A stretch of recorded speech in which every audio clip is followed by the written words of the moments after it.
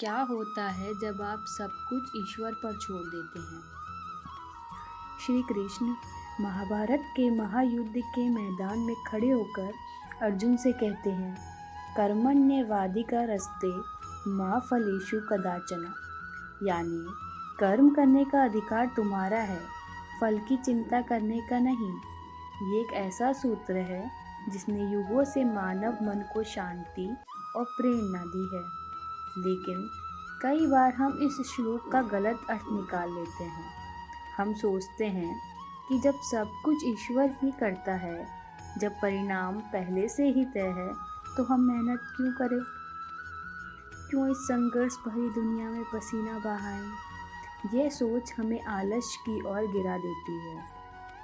तो प्रिय मित्रों, याद रखना, कर्म करने का अधिकार और उसकी स्वतंत्रता केवल तुम्हें मिली है। यही मानव जीवन का सबसे बड़ा वरदान है। ईश्वर ने हमें यह अद्भुत विवेक दिया है कि हम चुनें कि हमें क्या करना है। क्या हमें धर्म के मार्ग पर चलना है या अधर्म के? क्या हमें ज्ञान अर्जित करना है या अज्ञान में रहना है? फल देने का निर्णय निश्चित रूप से मेरा है, ये ईश्वर कहते हैं। लेकिन फल किस आधार पर दूंगा? क्या मैं उसे फल दूंगा जो दिन भर सोया रहा? क्या मैं उसे फल दूंगा जिसने अपनी जिम्मेदारियों से मुंह मोड़ लिया? नहीं, गीता का संदेश स्पष्ट है, यदि तुम बीज ही नहीं बोओगे तो मैं तुम्हें फल कैसे दूंगा? यदि तुम कर्म ही नहीं करोगे तो मैं तुम्हें क्या फल दूंगा? इसलिए हर हाल में, हर स्थिति में अपना धर्म निभाओ। अपना धर्म, अपने छात्र धर्म, गृहस्थ धर्म या राजधर्म का पालन करो। कर्म करो और फल मुझ पर छोड़ दो।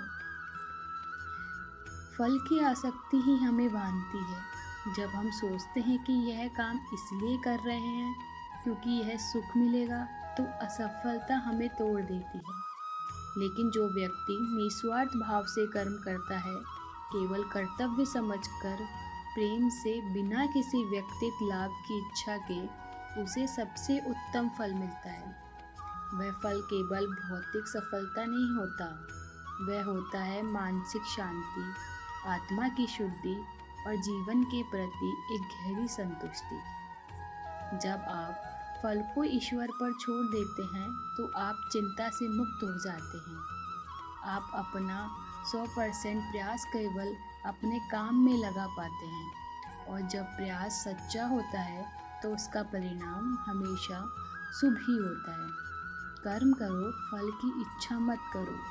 कर्म तुम्हारा धर्म है, फल मेरा विधान। राधे राधे।